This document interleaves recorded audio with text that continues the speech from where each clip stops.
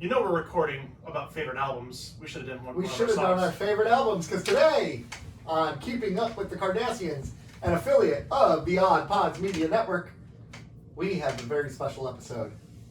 Very special. Very special. Nick and his caffeine pills. Rob and his I'm so excited. Hostess donuts. Oh man, they're good. And Joe and his, I don't know. I got nothing. Yeah. So anyways. Although if I could eat that entire bag in one sitting. Oh, Without easily. any- I had like 8 of them. Man, I can. And I'm on a diet, so like, what's my excuse? If your diet is frosted donuts, can I get on that diet? Well, it's Are you not. losing weight on this diet? No, it's not working out well. So anyways, very special episode of Keeping Up with the Cardassians. We are doing favorite albums of all time, right? All time? Our favorite albums, yes. Our Yes. favorite albums of all time. All right. And I'm excited about this. So can we set? No. Because we've been given some criticisms lately. Can we set the table for what we're doing? We are going We should through our probably do favorite that. albums of all time. We We've should- discussed that. Okay, so We should have probably talked about that before I wrote them down. No, we're just doing our favorite albums. It doesn't mean Yeah, they're we the can do most the commercially greatest album. How about this? successful. Screw the listeners. This is our favorite album. Yeah. Screw the listener. No. Yeah. It Well, just means I'm that not singling anyone out. Wink, wink. But I'm just saying. these are albums that we love that have meant a lot to us for music and just Yeah. we can listen to over and over again, And right? and the reason I'm saying this is because as I've gotten older, when I was younger, I was like, oh, these are my favorite albums of all time. I could give you 3, 4, 5 of them in a list. 1, 2, 3, 4, 5. As I've gotten older, it's kind of become more fluid. yeah, where it changes with the time. Yeah, you're right. With the times, Your with mood. my mood, Your mood, yeah. with maybe what I'm going through in life. All these things affect how much I enjoy an album or how often I return to that album. Yeah. With one of the albums I have, I call it's like a musical blanket. Like it's something like it's a safe space, a It's musical comfort. safe space. Yeah. So if I'm feeling a certain way, I always go there and listen to this album, and it just kind of helps me regain my composure, or it helps me get through something. Yeah. Yeah. So I have songs that I listen to Yeah. regular when I'm in a certain mind place. Yeah. Yeah, so I get you. All right, let's get to it. Wow, we're just going right into it, huh? Yeah, right. you're the one that's a hard stop. So We're So just we- jumping Do right you want into to do honorable? Do we do honorable mentions We're gonna first, do the- or afterwards, don't we? yeah? I don't know. We could do honorable mentions throughout. Yeah. How about this? How about Sure, we just go through sprinkle a those couple around. of our picks, and then we'll go, what's some honorable mentions as we're going? Yeah. Do we have a number 1 album? I have a number 1 album. I have a don't. number 1. I don't know if I have a number 1. I easily have a number I 1. have a number 1. Okay, I want to hear your guys' number 1 first. So we're gonna go number 1 Yeah. first? No, we're not. Oh no! Oh man, you're just gonna yeah. screw up. We could do number 1 But- first. Yeah, let's do it. What the hell? No. Yes. We can't blow our load in the beginning. We can do whatever we want. This is our show. That's true. This is our show. Yeah, it's true. We can make You it. guys start at number 1. Rob, you start at number 3. I'm gonna start at 2. I like it. I'm going to start talking about something unrelated to Yeah, right. these albums. I'm going to talk about my favorite spoken word album. Your Bill- favorite spoken Bill word? Shatner. I'm a fan of the word the. Duh. Oh, his favorite spoken word. I like as, because it could sound like ass. And That's you a can good spell one. it with a Z. It sounds the same. Ass. Yeah. All right. So what's number? I guess 4 on your list. I guess we're going. Number 4 on my list. I'm going to go, okay. So if I'm going to my favorite albums of all time, I'm going with Led Zeppelin's number 4 album, actually. Oh, Led Oh, Zeppelin's what a very, coincidence. Very nice. Very nice. So you know why? It has some great songs on there. Black Dog is on there, Rock and Roll, Misty Mountain Hop, and a little song called Stairway to Heaven. But that's just a good album from the Yeah, it front is. to back. It's a banger. It's a good Yeah. album. And that was Led Zeppelin, I think, at the peak of their Rock and rollness. rock and rollness. I Yeah. think so. Well, I like 3. I think my favorite Led Zeppelin record is 2. Yeah. Yeah, I think it's heavier. I think it's their heaviest record. I think it's their. I don't want to say they're bluesiest because I think 1 was incredibly bluesy. Okay. But I'm looking 4 up 2 right now because you got Whole Lot of Love on there. You got let me pull it up. The Lemon Song, Thank You, Heartbreak. Okay. Ramble On, Moby Dick. Yeah. Bring It On Home. Okay. All right. But 4 is honestly, you can't go wrong with the first 5. Yeah, and then they kind of tail off a little bit. That's when Well, 6, because what was it? 4 was four's the first 4 numbered. Then there's Houses of Holy, and then I think Physical Graffiti, the double album.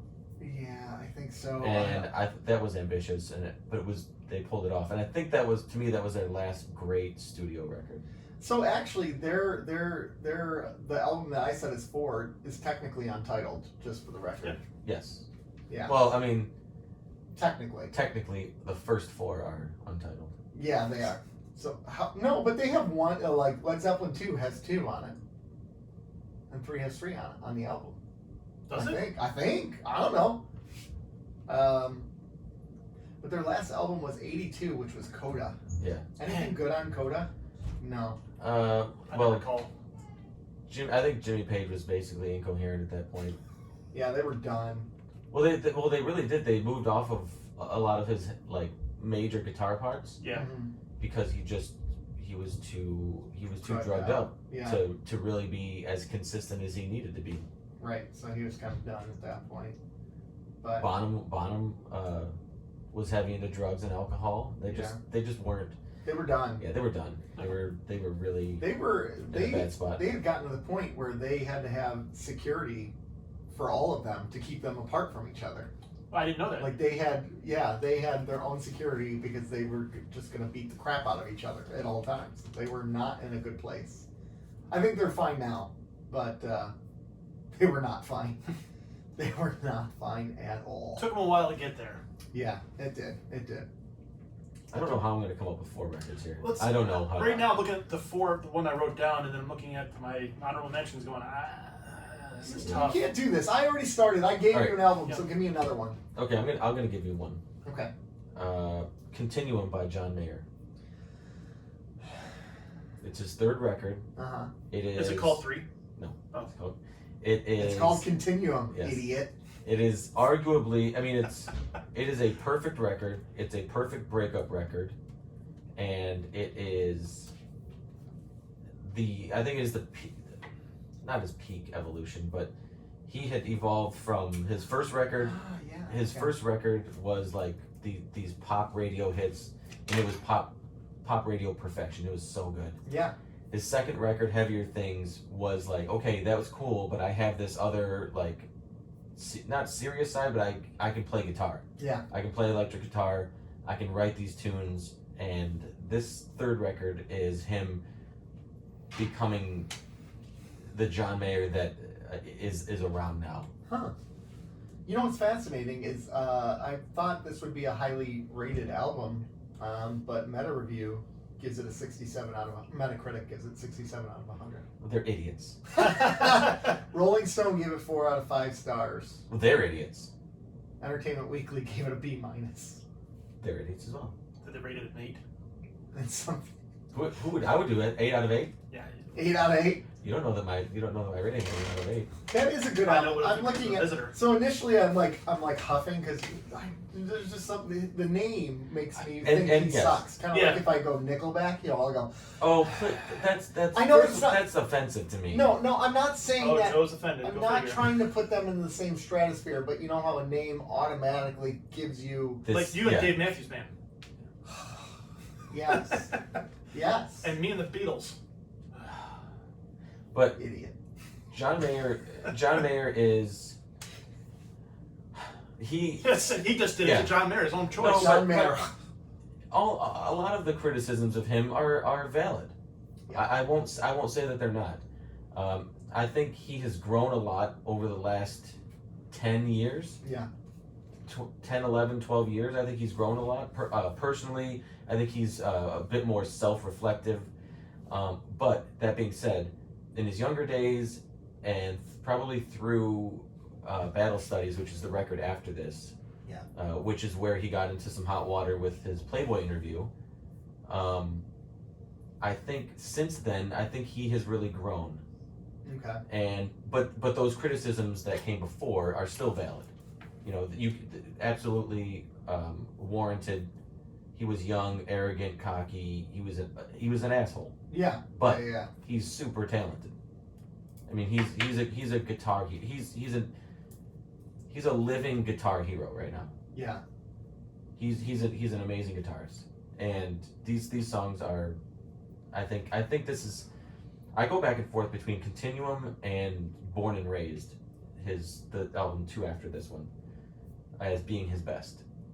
Okay. All right. So I need to give John Mayer more of a chance.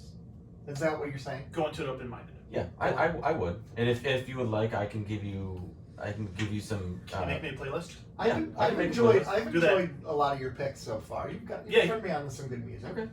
I appreciate it. I would agree. Yeah. So let's do it. Okay.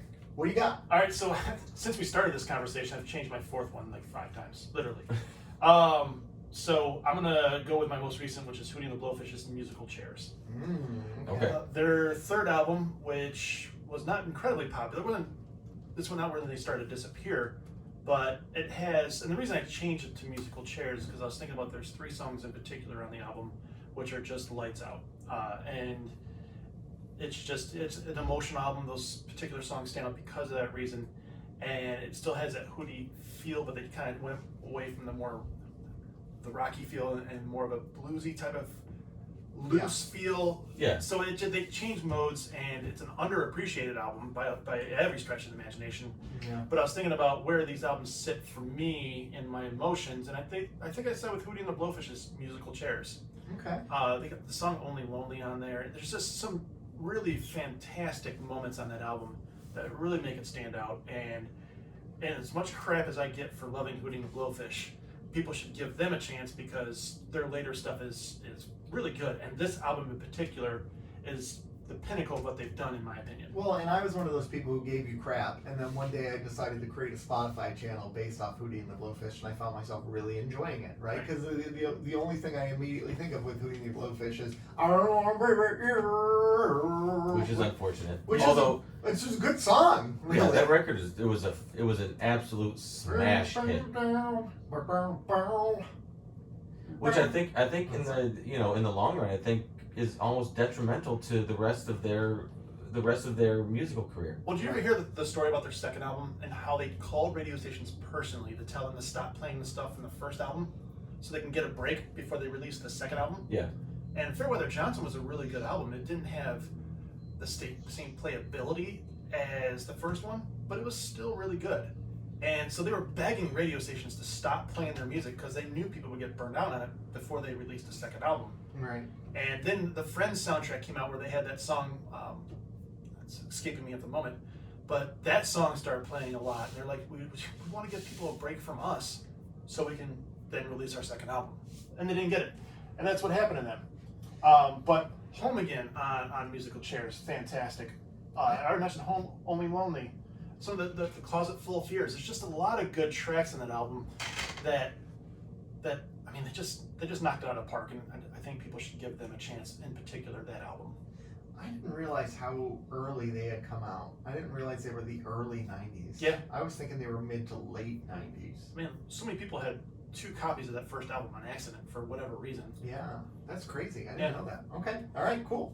All right, let's go with number 3. Let's see. How about you do your number 3, Rob? My number 3? Yeah. Another one that I generally get crap for, but I will defend Hanson? to the... Actually, no, Hanson didn't make it on this list. Oh. Mariah Carey's Music Box. Why would you get crap for that? Mariah Carey's Music Box, you were talking about a perfect album. Yeah. That's a perfect album. I mean, it goes from anywhere from her I mean, one of the strengths about Mariah Carey when she could sing was her voice and laying it on those tracks and with her background singers she used at the time. And from Dreambox to Hero to Music Box, which is actually a completely underrated song. Without You, I Can't Live Without You, and all you ever wanted.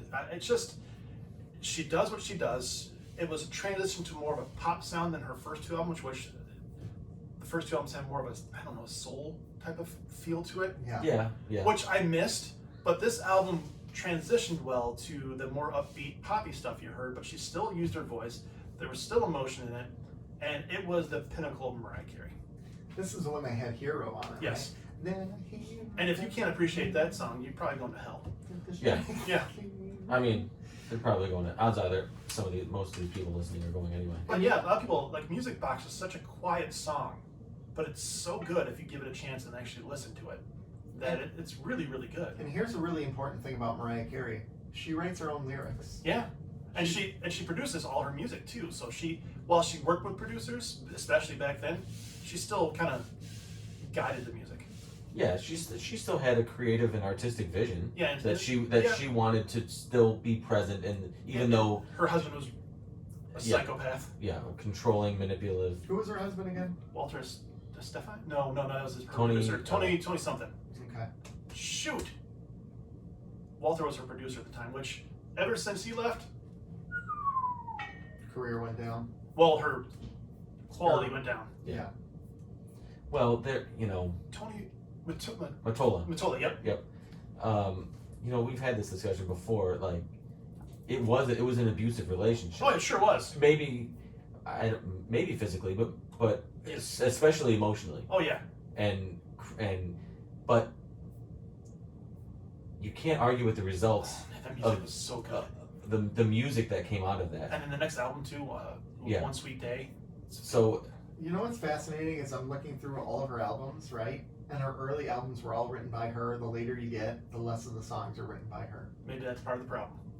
And or she's no longer the featured writer. Like there's like 6 writers on She each used song. more collaborative efforts, and no. it's all junk now. And I hate to say that because I loved Mariah Carey's music at one point, and I still do. I could go back. I made you guys. I think we listened to some in Florida. Yeah, absolutely. Yeah, we It's sat in a fine. hot tub listening to Mariah Carey. We absolutely did. 3 men sat in the hot tub in Florida listening to Mariah Carey. We Yep. jammed to it. It was Yeah, we great. did. And Whitney Houston. Yeah, we did. Yeah. It was good. And Mr. Burglar. We did listen to Mr. Burglar too. We did listen to this. But yeah, so Music Box, I can't say enough good things about that album. Yeah. I mean, really can't. You can't. There's not enough good things to say about her early career, Yeah, those so early good. albums, really She was on fire. through maybe Butterfly. Yeah. Yeah, I think Honey was kind of Butterfly, and Rainbows where it started to go down. Yeah. Yeah. Yeah, I know Rainbow- all the album titles. Oh, I do too. Rainbow was Where you started this, and then Glitter kind of put the nail in the coffin. gone. That was it. Although it was not as bad as people said it was. The album. Okay, I thought you were talking The about the album. film. The album was not as bad as people said it was. Well, I think the film really hurt the album. It maybe hurt her too. Yeah. When Well, that 'cause album she's such a got bad actress. got bashed the way it did. Yeah. Well, It because it seemed was like all That's when one. she lost it, That right? seems like there was a change in But it was all one. It was the album and the movie are all kind of this one media. And I'll say the push. album still wasn't as bad as people said it was.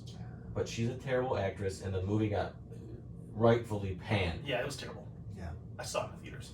For free though. You still paid too much. All right, what you got, Joe? Number 3. My number 3 album is "Songs from the Big Chair" by Tears for Fears.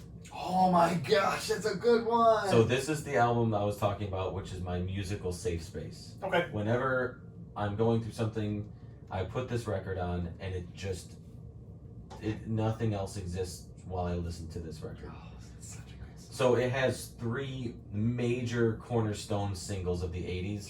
Shout, Everybody Wants to Rule the World, and Head Over Heels. Mm, These are major pillars of 80s pop music. yeah. And I think Mother's Talk was a single, but the context around the album is those 3 singles are really the big songs. Everything else seems like it is just music around it. There's some lyrics to it, but it seems more instrumental, but it's so enveloping Right. that it just takes me away. And I absolutely love this record.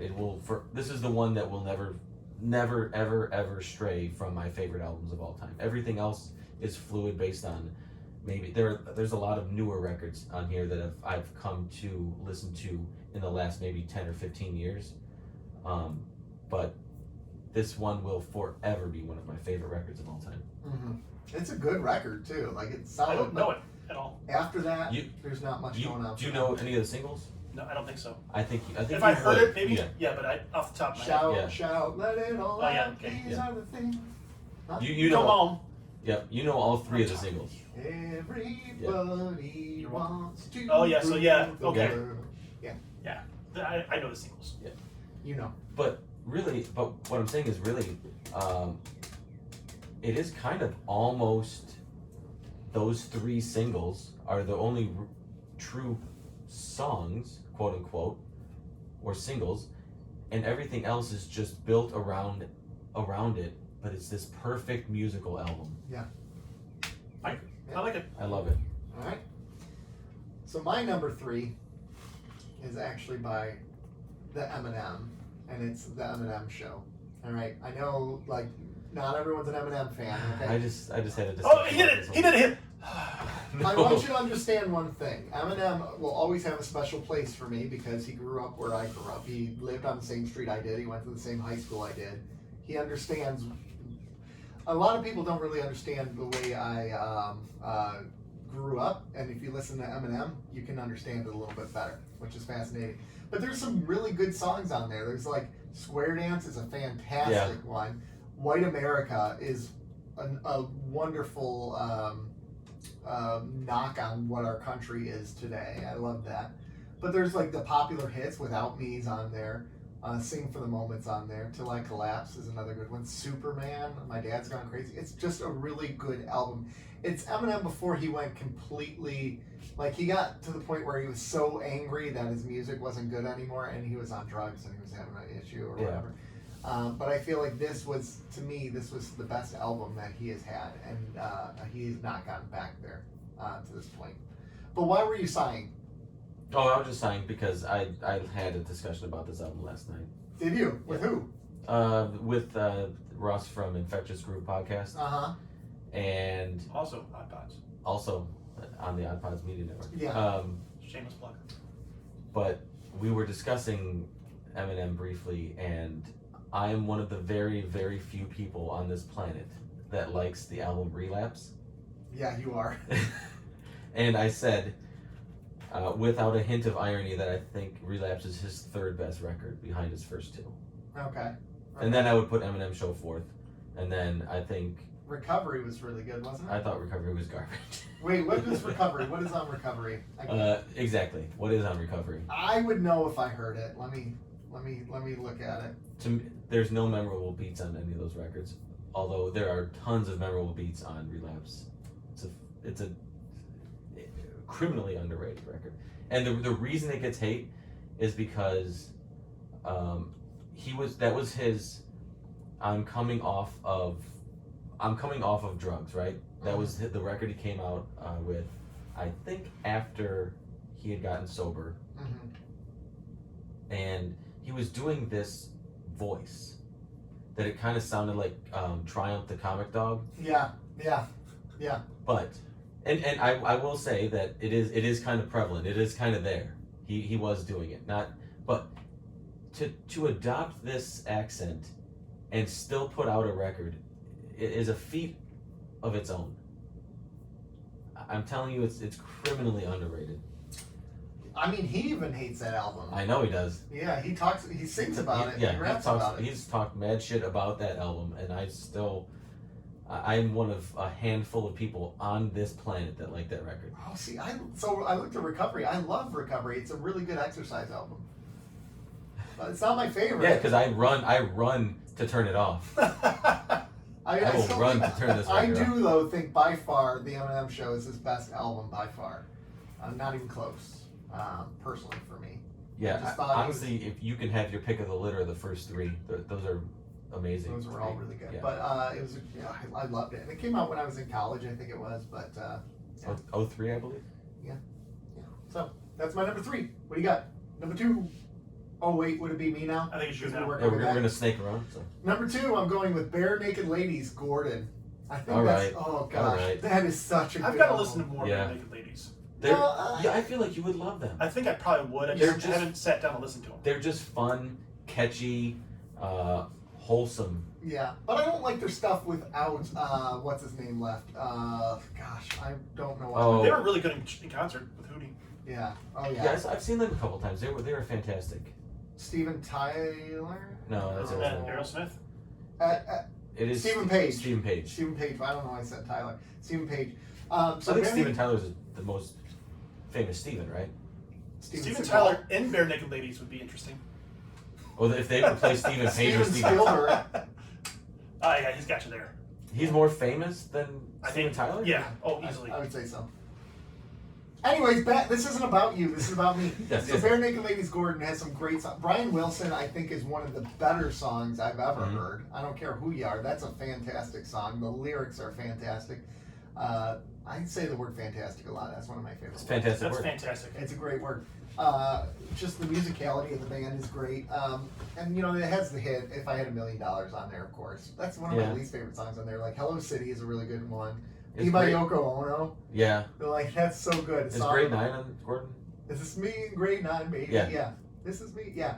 But Yoko Ono Be My Yoko Ono is a fantastic. Have you ever heard that one? I don't know. It's about the Beatles, basically. And if I had someone I loved, like John loved Yoko Ono, then I would leave my band, and who could blame me for that? Like, I don't blame it on Yoko.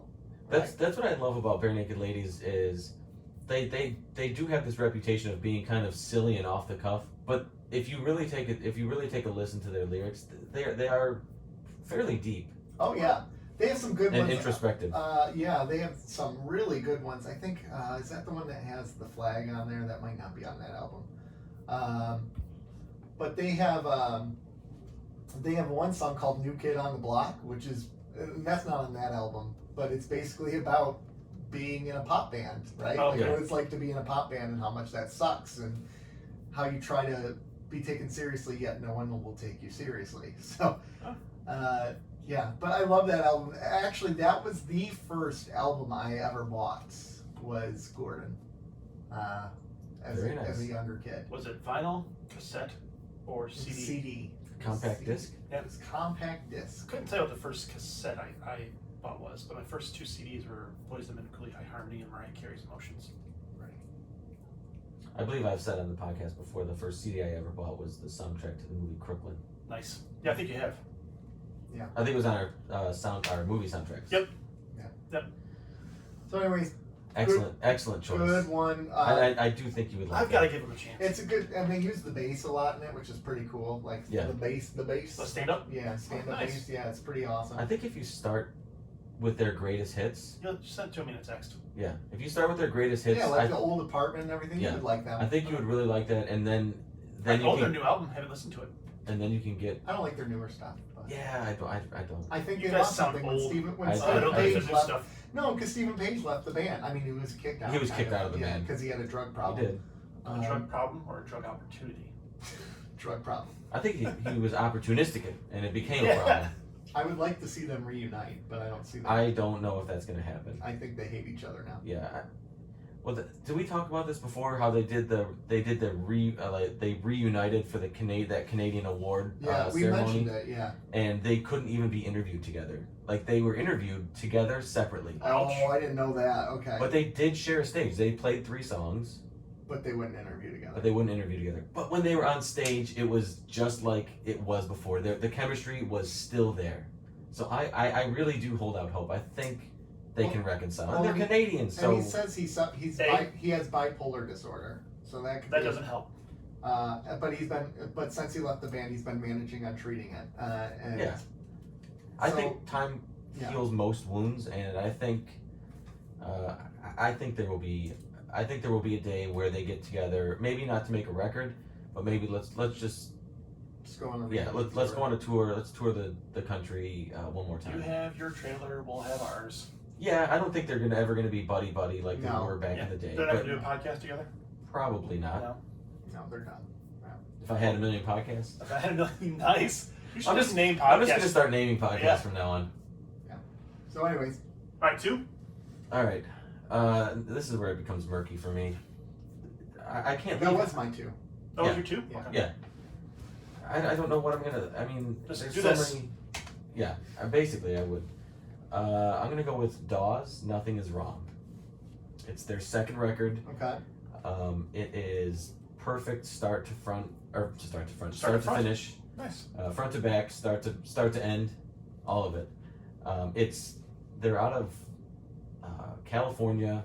It's like this Americana rock Southern California rock type of music, very reminiscent of like Crosby, Stills, Nash and Young, Jackson Brown. It's Taylor Goldsmith and his brother and a couple other guys, and Rob heard the record. I played it when we went to Chicago. We drove to Chicago and I played expect it. me to remember that? No, I don't. But It's a long, I long do time remember. ago. Head injuries, man. I know, but I do remember playing it. I think maybe once or twice on that trip there, and you mentioned to me like, what was that? That was pretty good. Send to me a text. And I will, because that's how we're gonna get to you is through text. Yes.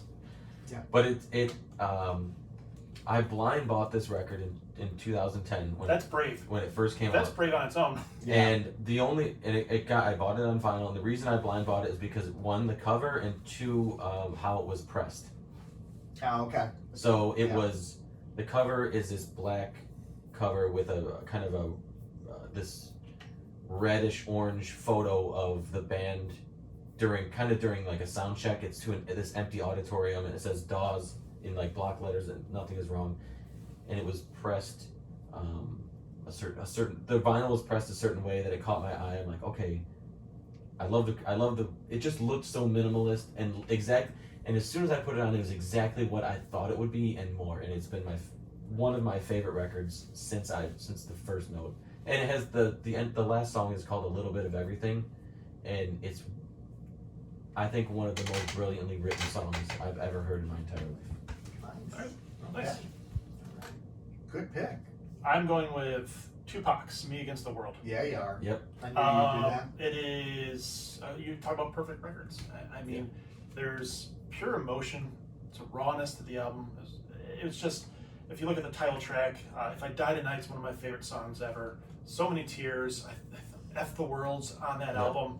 It's just, Dear Mama, I think that's on that album as well. So So it's just got range. It's got emotion. It's got everything you want out of Tupac. And I was one of the world's biggest Tupac fans. And to me, this is his best album, even more so than the double one he left. Again, I'm not doing very good. with All dates Eyes today. on Me. All Eyes on Me. That's up there too. But this one is just. If I Die Tonight by itself is one of the can carry an album. How do you like the hip hop double album in general? All Eyes on Me. What is it? Ready to Die. Ready to Die. And Or no, I'm sorry. Life After Death was double. Yep. Ready to Die was single. Wu-Tang Forever. Do you have enough content? That's what it's all Yeah, about. yeah. So All Eyes on Me had enough content to do that, to justify that. Right. Yeah, I think so. Yeah. I'm not. If you can make 12 tracks on an album, you should have 12 tracks to justify that album. Yeah. So it's the same thing with a double album. If you have 24 tracks to put that on there, or go for it. By all means, I'll take it. But if it's just for the novelty factor, no thank you. But Me Against the World, I'm not going to say much about it because I just couldn't do it justice. So many tears. I mean, they talk about emotion. You want to talk about realness and raw. This album just nails it out of the park. And then that pure anger that comes out at the end with F the World. To me, it's kind of a story of the range of emotions that he was going through at the time. And it carries him to that point where he's just like, F it. These people are assholes. Yeah. So that's my number 2. I love that. Good freaking album. pick. Good pick. Should we go through our honorable mentions before we do our number 1? Sure. Yeah. And then we don't need to spend a lot of time on these. We can just mention them. I only put down a couple honorable mentions because I limited mine. I'll give my first one, Fleetwood Mac, Rumors. So good. So good. That's such a good So album, good. especially Such a because good that was their record. breakup album essentially, and like to Yeah. know that, like, ooh, that's such a good album. Yeah, you could tell when listening to it though. Yeah. It's so meta. Yeah, it's so good. I put Beach Boys' Pet Sounds on there. That's a fantastic Yep. album. Oh, That's See, that's one that, for the longest time, I always said, when anybody asked me, what's your favorite record of all time? Pet Sounds. Yeah. But as I got older and listened to other stuff, I'm like, okay, I still love that record, but it's not as, like, immediate, like, that's my favorite record. Yeah. It's on there. Yeah. It's one of, but yeah. I think God Only Knows is one of my favorite songs of all time. I love that song. It's a genius record. It is. The whole album is so good. Brian Wilson was on fire. Born on the same day as me. Oh, nice. Nice. I have No Doubt's Tragic Kingdom on there. That was a good album, and then Yes. went down after that. Just Return listened to to that last Saturn night. wasn't terrible, but it wasn't great. And then they got way poppy. They went all pop. And No, that album was really good. Really good. Yeah. So, and then another one that's one of my all-time favorites is actually from Everclear. So Much for the Afterglow. Yes, that's a Really great record. good album if you listen to it. So good. I didn't like much of their other stuff. I mean, they did songs from the American movie. They had part 1 and part 2, which those were solid too. But So Much for the Afterglow is a nice rock album from the 90s. They have one song called on there, El Distorto Melodico, which is no singing at all. It's just all heavy, I like it. heavy guitar. It's solid. It's good. Yeah. Art Alexakis is a tortured soul. He is, man. I feel bad for that man. Yeah. He's not. I think he had a rough upbringing. Yeah. And I don't think he makes it any mystery either. No, he does not hide that, does he? Yeah, because that's the one that has Father of Mine in there. I think it does. But yeah, good album. Check it out. I'll get through mine real quick. Oh, okay. I had both Boyz II Men, both 2 and Cooley High Harmony on there. Okay. Because I love those albums. I absolutely love them. Both of them are fantastic. And this was on my underrated. I think both of these were on my underrated albums. We did Scarface's The Diary and Ruby Horse's Rise. Yeah. Tupac, All Eyes on Me. Alter Bridge, Blackbird. Yeah. If you haven't heard that particular song, You told me about that one. Yeah. oh dude, it's so amazing. Hanson's The Walk, Korn. Oh, their first one. Yeah. Yeah. Not Follow the Leader. No, Korn, man, come on. Marilyn Manson's Mechanical Animals, and then Godsmack's Awake. That first song on that album made me fall in love with that band. Once You're Sick of Life, if you haven't heard that song, it's fantastic. Mm. All right. All right. So for me, I could pick any of these to be my number one. But Dave Matthews Band, Before These Crowded Streets. I know I'm gonna It's good. It's good. All right. I know I'm gonna get it, but Nope, you're not. listen. You're not. So I know I just don't care. all of the criticisms are not. This record is a masterwork in lyrics. Yeah. Absolutely. The Strokes, Is This It? Their first record changed my life. Absolutely changed my life. That's a good album. The first Weezer record, Blue. Blue album, yes. There's I not could- a bad song on that No. album. I could have picked Pinkerton as well. Green, I have some issues with. Maladroit, the next one, I think is their most underrated record, but Blue, I think, is perfect. Texas Flood by Stevie Ray Vaughan and Double Trouble. Yep. Their first record. Sturgill Simpson, A Sailor's Guide to Earth. Pearl Jam, 10. Oh, Was it their 10th album? It's their first album. Oh, sorry. yeah, And then, they're only pretentious enough to label it 10, even though it's their first. The first two Wu-Tang records. Oh, yeah. 36 Chambers, Enter the Wu-Tang, and then Wu-Tang Forever. Okay. Fuzz, their first record, and I think that's it for my honorable mentions. But those, any of those could be on my list at any given point. That makes sense. Okay. Makes sense. Solid. Solid. All right, you want? I'll go my number one. Okay, Since you all right. guys have done Yeah. the back and forth. So for my number one, this is an album that absolutely changed not only my life but the way I looked at the world forever. I have three major influences in how I think of things: Richard Pryor, George Carlin, and Rage Against the Machine. And the first Rage Against the Machine record is my number one. It is loud, it is angry, it is political, and it is no bullshit. And it made me take a look at every lyric that Zach sings. It made me look into every reference, every historical reference, every political reference, every social reference, and look into these things. Why are these and it just changed the way that I viewed everything from that point on. That's what I'd say that George Carlin and Richard Pryor are the three main influences in how I view things politically, socially, everything. It's a very highly rated album too. 87 out of 100. And it has the Tibetan monk burning himself on the cover. Yeah, I remember. Yeah. It's just that's a political statement. That cover itself is that's protest. Yeah. Yeah. And I think that perfectly sets the scene for what you're about to hear when you put on the record, put it on you're the right. or hit play on whatever streaming service. It's perfectly encapsulates what they're about. And it comes out of Sound City Studios too, which is a very famous studio. That's pretty cool. So And that, I haven't listened to too much Rage Against the Machine, because it was never fit my mood. Right, I was never that. It didn't speak to my soul because I wasn't that angry person. oh, I was. But I got you. respect their music. I respect what they're doing, and their lyrics are very intelligent. Yeah. Me or you? You can go. Okay. I'll go. Okay. I say you rock paper scissors. Ready? Here we go. 1, 2, 3. Shoot. All right. Looks All right. like you go first. Okay, so So you win, so you choose. Yeah. So tell you a story. So when in my younger days, I was more of the R&B and the rap phase of things. And then one day I got in my friend Kurt's car and I sat down and he played this album. And kind of similar to what you were saying, I sat down and I felt different. He played this album and just the insight that went into the lyrics, the music was fantastic. It took you on a journey. There was stand-up comedy in the middle of it for some reason.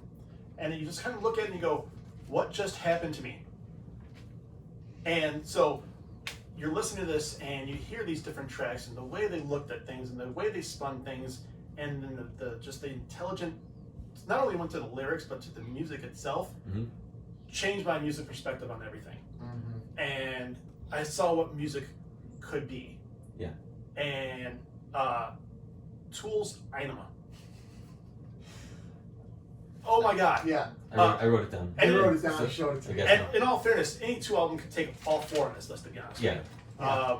Lateralis, 10,000 Days, and Fear Inoculum being the highlight for me.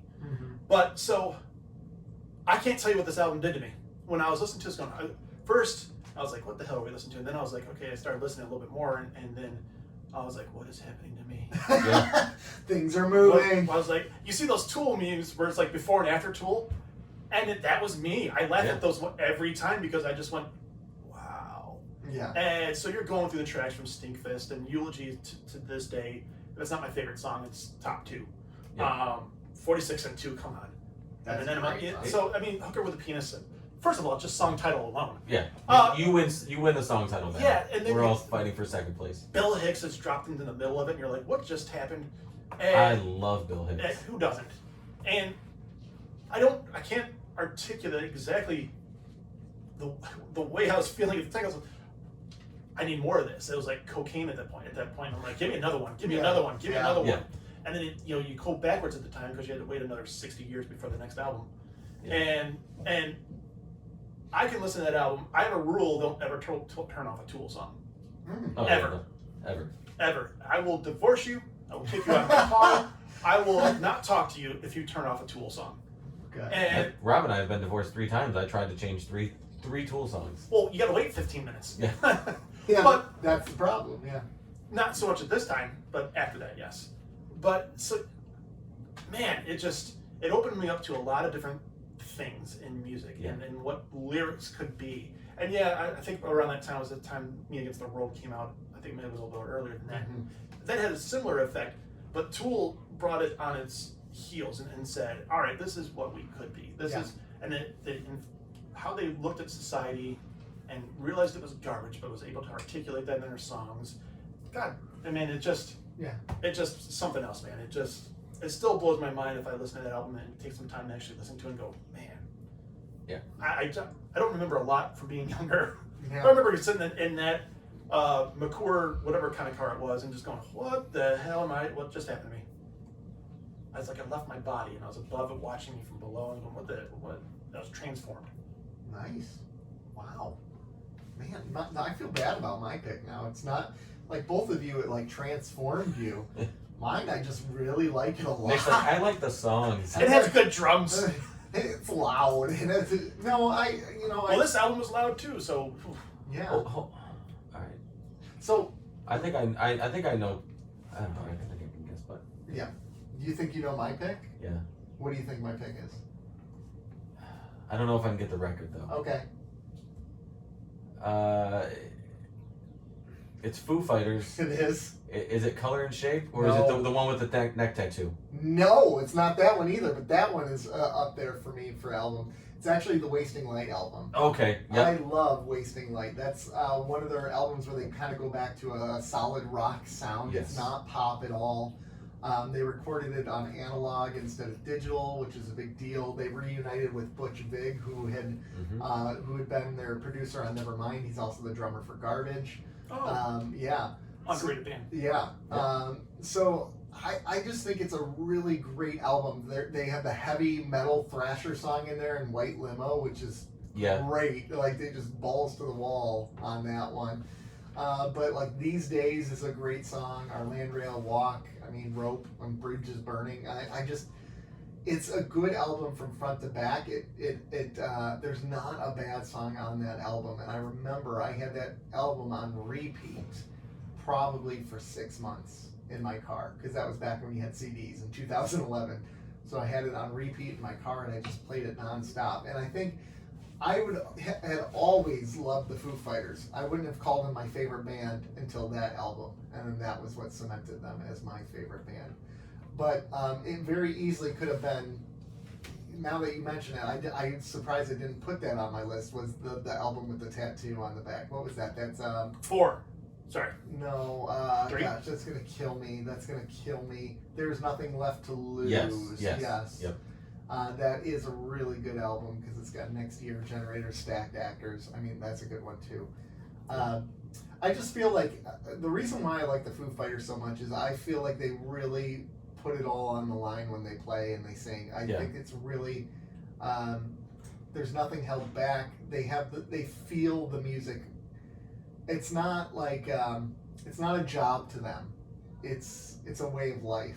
You know, I think a lot of bands get to the point where they're just putting out music to put out music, but I don't think they've ever been that way.